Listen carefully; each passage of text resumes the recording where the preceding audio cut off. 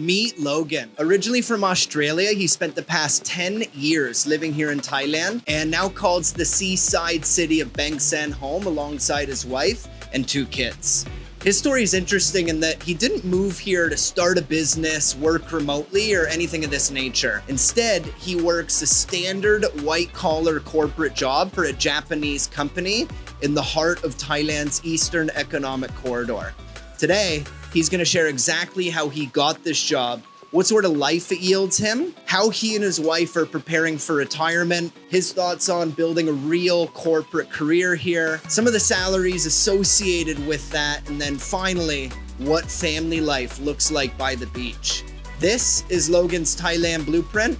I'm Adam. It's starting to rain, so let's get into it. What had initially brought you to Thailand in the first place? So like a lot of millennials or Gen Z, trying to establish a pathway in life in Australia, even back 10 years ago, it was difficult to figure out what I was going to be able to achieve considering the circumstances were constantly changing. I always bring up the big 3, which is marriage, house, kids.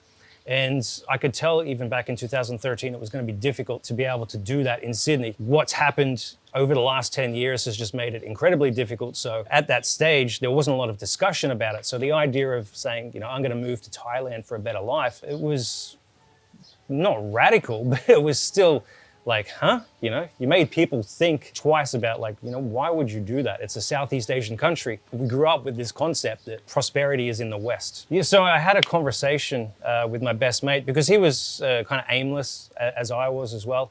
And his idea was he was going to move to Japan.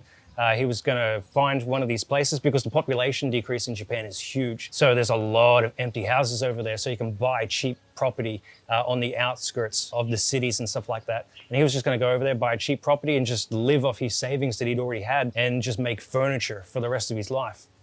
Very simple. Whereas I was like, man, I gotta work. Yeah. So if I'm gonna work, I wanna work in a place where I can easily make friends. And Japan has that very isolationist culture about it. You can go to, if you just walk down the street and see 1 million people, no one's together, they're just individuals. Whereas Thailand, you come here on a holiday and you can end up meeting like 100 people like at the snap of your fingers. So I chose Thailand, but it was all fantasy based. There was, it was just like this sounds like a good idea, but next week he'd move on to something else. But a week later, he killed himself. And that just threw me into a massive spiral of depression. And from that, I basically used that energy, bad energy, I guess, negative energy to say like, I've got to do something and just pushed myself. I had been planning for it at the same time though. I had been doing things, small things. I believe that everybody needs a mentor. And when I was working at the company in Australia, I said to my boss who became my mentor, he was a Hong Kong man, and I said, I'd love to work in Asia. I'd love to work in Japan or Thailand. It would be absolutely amazing. And he's like, you're Australian. You're not ready for Asian work style. And I'm like, okay, well, can you train me? And for the next 2 years, he put me through what was called training in hell, his words. And it was just a case of like, every single thing you did was wrong. Absolutely every single thing that you did. So he'd be demanding reports, everything. You'd submit it and he'd just be like, that is not formatted correctly. That line is incorrect. Do it again. And just over and over again until you got to the stage where like you had to make sure that everything was perfect before you submitted it. And he basically ascribed that to Asian work style. So that set me up for what it was like over here. That definitely helped, but I know that I wouldn't have moved here if I didn't have that tragedy to basically put a rocket up my ass to get over here. And I feel like a lot of people, luckily, are missing that. And it's a catch-22, Like you don't want to go through something like that, but at the same point, sometimes people need force to change. How many years ago did all this transpire? 10 years. 10 years ago. 10 years ago. So it was very rapid. Within the space of around about 3 months from my friend's passing, I was on a plane. And it wasn't a case of like, I'm coming over here and the job was lined up or anything like that. It was a case of, I'd been told by my company, if you go over there, we're pretty sure you'll be able to get hired, but no guarantees. And so a lot of people assumed that I'd be back in around about 3 months. And in the back of my mind, I was like, this is not going to work out. I had a full negative attitude towards everything in my head at that stage. And yeah, so just one suitcase, a guitar. Basically, you view it kind of like a holiday. I assume when you moved here, you didn't pack like, you didn't need, you would be surprised at how much you actually minimize everything that you come over with. Yeah, I moved here with like one big suitcase and then a backpack, man. Yeah. Like it wasn't much. But that's it. That's all you need to build a new life. Yeah. I came over with a suitcase and a guitar. And to think about where I've come from there to where I am now, it's ridiculous. So how did you get your job where you currently work? What were the ABCs to that? So when I got the job, it was a case of I came over here and I specifically contacted people that I'd made friends with back in Australia who worked here. And I'd been working on those relationships as well. So it wasn't just the mentorship, it was about developing relationships with people here too. And I ended up having dinner with one of the ladies who I got along with quite well. And during the dinner, to me, it kind of felt a little bit like an interview because I knew at some point I was going to say, oh, by the way, can you see if there's actually a potential for working at the company? And I threw that out there and I didn't know if anything would come of it. I didn't know, what to expect. And within like 2 days, I received a phone call from HR saying, can you come down here for an interview at the factory? And yeah, I think 2 days later on Boxing Day, I received a phone call and they said, yeah, you're hired, start in like 3 weeks or something like that. And that extended out to like 7 weeks because of the visa and the work permit, organizing all that stuff. So I ended up having a lot of time knowing that I was here permanently, but being able to just, enjoy your last days of freedom type of thing and party that people want to do in Thailand. You were single at this point, correct? Single, yeah. Single, no kids on the table yet? Nothing. Okay. Nothing, yeah. And how old are you now, if you don't mind me asking? Just over 40. Just over 40, so you had moved here early 30s. Yeah. Understood, okay. Yeah. There's a lot of people out there that would say Thailand is a place to retire. Thailand's no place to build a career. Yeah. You can't work in Thailand, it's not possible. Make your money in the West. Make your money in the West, Thailand. retire here. What is your take on that? Because you've proven that it can be done and it can be done really well. Everybody shares the knowledge that they gained based on their period of growing up. So people saying, make your money in the West, retire in the East, are old people. And at the time, it was the best idea. Of course it was. You're not going to come over here and make a fortune unless you're very, very lucky. But times have changed. There's a lot of industry that is huge, which, like the multinationals nowadays are located in so many different countries. And a lot of the manufacturing has left the West as it is. Yeah. So a lot of the production is taking place here. I mean, Thailand's car manufacturing industry is absolutely huge. You've got to think about also the electronics manufacturing, the agricultural side of things as well. There's a lot of industry here, and it may not be specifically what you have experience in or your university degree in, but there is a lot of skilled work now growing with much better salaries here. Comparatively, if you're earning even just 75% of the salary of a person in the United States that's, I would say, middle class, over here that basically puts you to upper middle class. So it's much easier to get by here with the cost of living. My department is filled with people between the ages of, say, 22 to 30. And I don't know anyone who's like, I'll never be able to afford a house or get married or have kids. It's just not doable here. Everybody views the future very optimistically in Thailand. So circling back to your work, I know you want to maintain some sense of privacy and some sense of anonymity. Totally cool, totally understand. But can you just give us the basics of what you do? So you're in a white collar managerial role at a multinational corporation here in Thailand, correct? Correct. And that's as far as you're able to get into it? Yeah, I won't go into the specifics. I work at the factory. Okay. So the factory has 5,000 staff, 500 of them are office workers. The vast majority of them are engineers. And in regards, yeah, so we work in the office, but we wear the full factory uniform to the office every single day. And it operates very much like all staff are working as if they work in the factory. So we have to be there at a certain time. Lunch is always fixed. Home time is fixed, obviously, as well. When you go outside, you have to wear a hat. A lot of safety aspects to it as well. So yeah, it's not like working in an office in Bangkok or anything like that. It's, you know, you're working in a factory, but you're doing office work at a desk all day. And you've told me before that there's actually a surprising amount of opportunities in these fields that exist here for foreigners, right? Yes. So I'm curious, how do you find these opportunities as a foreigner? So when they, before they come over here, set up your LinkedIn and make sure it's completely updated.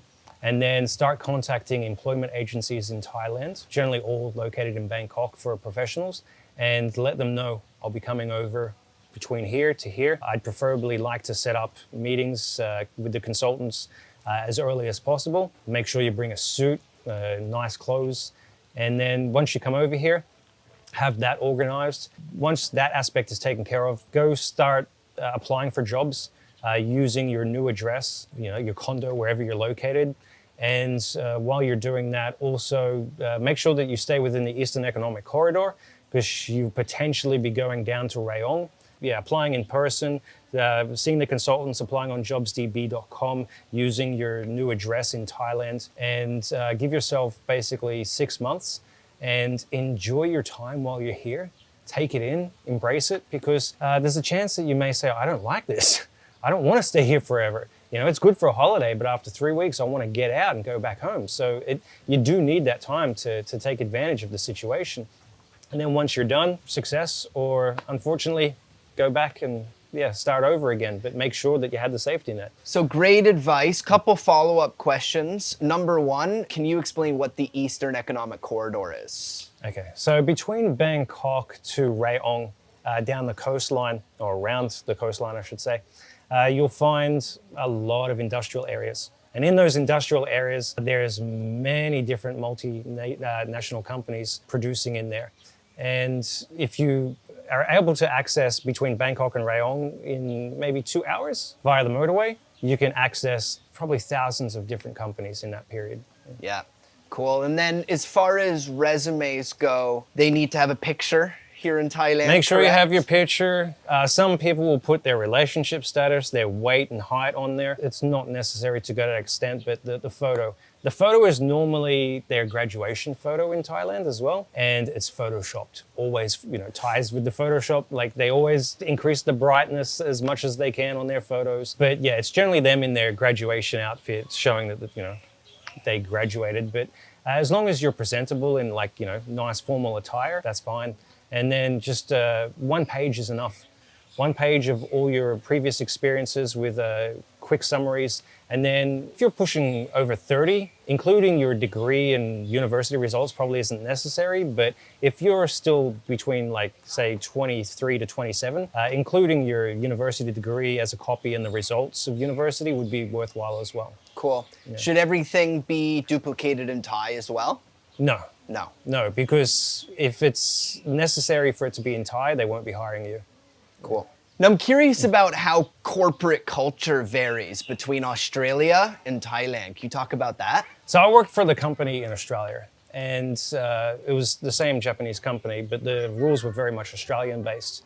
So, you know, you'd see people coming in at 9:15, no card to check in, and then turn their computer on, put their bag down, and immediately walk out of the office to go buy coffee across the street or something like that. Chilling out, you know, having a discussion by the water cooler type of thing. But in Thailand, it's like 5 minutes before your day starts, 7:55, a song starts saying, everybody basically get to where you need to be right now in preparation. 8 o'clock, the national anthem plays, everybody stands up. And then we have 3 minutes of calisthenics, a light workout at your desk. After that, you have the morning meeting with your entire department or division, explaining what's going on that day, any information that needs to be fed back to the department. And then it's just meeting after meeting after meeting after meeting. There's so many meetings at Japanese companies, it just doesn't stop. Management, top management sits right at the top So, and all the department staff sit below their divisional managers. So it's kind of like you've got the, the big eye watching over everybody at all times. So it's very rigid in every Very rigid. regard. Yeah, and even though it's the same company, it's run in a much more rigid way here than it was in Australia, or is in Australia. They knew that they would be able to apply the Japanese business philosophy much more effectively in Thailand than they could in Australia. If they tried it in Australia, Australians are very anti-authoritarian. Yes. And they would just say, screw this, we're not working here. And there is some level of adaptability that is required with each culture or each country that they move to, and understanding the culture. So what you'll find is a lot of the HR people at these companies are local based, so that they can, say, well, this is what our workers want, this is what our workers need. I mean, for example, in Thailand, the unions here are quite strong, so there's free public transport to and from work each day for all staff. Lunches are provided, bonuses are very hefty in here as well. Like at the end of the year, if you see the union sheet of what they're demanding, it's incredible. And if you tried that in the West nowadays with the pushback against unions, you'd maybe get 1% of what you're requesting, whereas here, they'll be a lot more lenient and you'll maybe get like 30 or 40%. What type of salary do you think one would require at different stages of their life should they decide to move and ultimately work a pretty standard white-collar job in Thailand? So maybe you can give the range for somebody that's single, maybe for somebody that has a girlfriend or boyfriend, somebody that's living with that girlfriend or boyfriend, and then finally, perhaps someone like yourself that is married with kids and a family. In order to do that, I'm probably going to have to be specific to someone living in a place like this in Bangsaen. Bangkok, I think you'd probably have to add around about 30 to 50% to the numbers. But if you want to live in a kind of regional area of Thailand with that lifestyle, I mean, we're by the beach, so it's still a good suburban lifestyle by the beach here. If you're single, living by yourself, working a white-collar job, you'd probably want somewhere between 70 to 90,000 baht. You'd have quite a good lifestyle on that. If you're living with someone who you're supporting, you'd probably want around about 110,000 baht. If you're with someone who's actually supporting the relationship, like they're working, so they're contributing to it, then you'd probably want the same amount, so you don't need to earn as much with them contributing towards it. But if you have a wife and children and you want them to have, say, for example, an international schooling, you want to be able to offer them like a decent lifestyle as well, and just grow your wealth as well. Obviously, you aren't making a pension or welfare here, so you need to be able to prepare for your future too. You can't just say, well, I can afford a decent lifestyle, but retirement age is 55 and then I'm screwed. So for that, you probably want at least between 150 to 200,000 baht a month. And if you're working a decent job and you're married to somebody who's also an educated person working this type of job, it's completely feasible. A lot of people may assume that, like, oh, every girl I know that I meet in Thailand is only earning like 25,000 baht a month, and I can only find a job earning around about 70,000 baht or something like that. So I don't see how we're going to be able to have that future together. But it also depends on what type of girl you want to date too, and that's a whole different can of worms that I'm not going to go into here. Yeah, nice. I think that's a really, really good breakdown. And it's interesting that that is feasible. It is highly feasible and highly functional to have a great life. Cool. So switching to the family side of things, you have 2 kids, correct? So my oldest is 6 and my youngest is 2. And then obviously the 2-year-old isn't in any sort of preschool or schooling yet. Not yet. What about the 6-year-old, your daughter? What is her schooling setup? So her first year at school was the first year of COVID. And when I say school, I mean like kindergarten or playgroup. So she basically didn't go a single day because school here starts, I think, in May. So she missed the entire year that year. And they tried to do homeschooling via the iPad and stuff like that. Oh, that was, imagine like a 3-year-old in front of an iPad trying to keep their attention. So yeah, basically that year was wiped out. Next year, it was like stop-start because that was the year that COVID smashed Thailand midway through the year. But the last year, she got all year through. So that was great. And then after those 3 years of play group, play school, kindergarten finished, she's just started her first year at elementary or primary school now. So that goes from years 1 to 6, and it's an international school. It's not one of the rinky-dink international schools here, but it's all English curriculum. And I can't explain how, just in the 1 month that she's been going to school, how much her knowledge and understanding of things has improved. Like, it's incredible what it's been like, because my daughter speaks English 90% of the time. She only speaks Thai with her grandmother and sometimes with her mum, but with her grandfather, with me, with her brother, with most people, she won't even try and speak Thai with them. First thing she'll do is walk up and start speaking English with them. And it meant that she was in a school with all these kids. Kindergarten was not an international school. So the curriculum was all in Thai. And my wife did that specifically because my daughter wasn't speaking Thai at all. So before she started kindergarten, everything was English. Someone speak to her in Thai, she wouldn't have a clue. She was nearly as clueless as I was. So my wife was like, we're going to put her in that, and all her kids around her will be speaking Thai. So that brought her up to speed with Thai.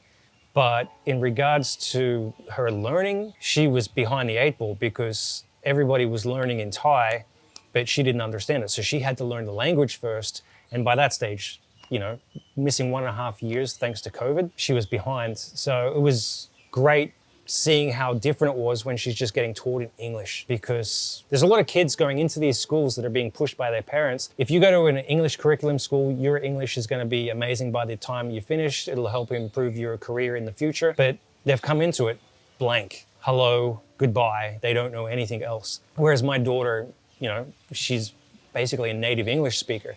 So it's been wonderful for her to actually finally be taught in the language that she actually understands. So I can't emphasize how good the teachers are. How much does that international school cost as far as annual tuition goes? Comparatively to the big schools, like some of the big schools Crazy expensive. like $1 million baht a year. Ridiculous. And one of the things is a lot of the expats that get contracts over here, those contracts include the fact that their kids get to go to any school that they choose. So that's where a lot of these kids are going, and that's the reason they can afford it. The company's paying for it. I'm not on a contract like that, so I have to pay for it. But comparatively, the school, I think it's maybe around about 100,000 baht a semester, so 200,000 baht a year, which is not too bad when you're talking about potentially 500 to $1 million baht at one of the big schools. So it's still relatively cheap. That feels very reasonable to me. Yeah, especially if it grants your daughter an amazing education. Yeah, it's an investment well worth making. Well, you got to think about it that my son will be joining soon, so then it'll be 400,000 baht a year, and I think the price, it increases every single year that they go up. So potentially by the end of it, we may be paying around about 700,000, 800,000, 900,000 baht a year, which me and my wife are a little bit, wow, we don't know how we'll be able to handle that. There's a lot of different aspects about raising kids in Thailand that you just have to get used to that are not the same. For example, they shave the kid's head at 6 months. So boy or girl, they believe that makes their hair grow more beautifully. And, as a Falang, you can't really talk because, 90% of the Falangs that are over here are bald. So we can't say we know what we're talking about, because they're just look, every single one of us is bald. We know what we're talking about with hair. There'll be things like, okay, so the parents sleep with the kid until they're potentially, I don't know how old, I don't know when it stops. But I found that some other Falangs will talk about it, and that, for example, since my son has been born, I haven't slept in the same bed as my wife for that entire time, except maybe on a holiday or something like that, because now she sleeps with my daughter and my wife's mum sleeps with our son. Wow, that's very interesting. Yeah, and that's definitely not normal for the Western world. Oh, hell no, absolutely not. And I don't know if the dad sleeps with the kids if they're Thai. I don't know how it works. I don't know. I've never asked about that, but I found that the foreigners that I've spoken to that experience this as well, the dad just sleeps by himself. So yeah, I have a king-size bed to myself every single night. All right, so we've talked about some of the challenges, some of the cultural differences of having and raising kids in Thailand. What about the future outlook for you and them, right? At the end of the day, you're not Thai, I'm not Thai. We're probably never going to be Thai. Yeah. This isn't our country. We don't necessarily get access to the same thing that Thai people will get access to here. How does that affect your perception of your future for yourself and your kids here in Thailand? It's been interesting because it means that I had to think about my future a lot younger than I expected to. In Australia, I think when I was there, it was 7%. Every month, the company that you work for had to pay 7% into what they call a superannuation fund or a pension fund. And now I believe it's 11%. So every month you're getting 11% put in additionally for your savings in the future. Here, there's nothing like that. So you have to prepare for your future.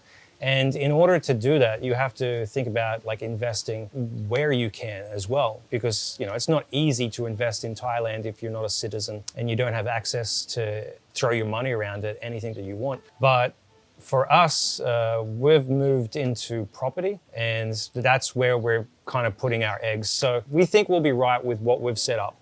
But in regards to our kids, we're hoping that it really protects their future. Your kids are Thai, right? Yes, they're Thai citizens. They have Thai passports and Australian passports? Not Australian yet. Not Australian. Being very lazy about doing anything about it. Now, can they get that at any time, though, and it's not so much of a hassle? It's not an extreme hassle. It's just a case of living out here and working full-time Monday to Friday. Trying to get to the embassy is not an easy thing to do. Right. Yeah. Understood. And what is your status in Thailand? So you obviously have a work permit through your company, but the visa, is that like a non-B visa? Are you on a marriage visa? Or Non-B. Non-B? Yeah.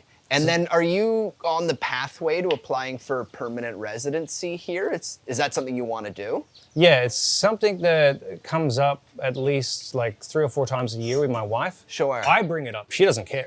Right. She's more like, like everything seems to be working out, why do we need to consider it? But for me, like I'm thinking about, anything happens at work. You go in, you have one super bad day that results in ultimate dismissal. You have 2 weeks and that's it. You've got to get out of the country. I know that I can then apply for a marriage visa and come back and stuff like that, but I don't want to go through that. So I have to think about permanent residency. It's just a case of, it's one of those things that life just, I'm working full-time, she's working full-time, 2 kids. You just don't stop to sit, think about it and say like, okay, this needs to be done. I'm hoping it's one of those things that we don't do because push has come to shove. But yeah, right now it's kind of like it's not a high priority. Yeah, understood. And the last thing I want to get into today is some of the negatives of Thailand. Is there anything you dislike about your life over here?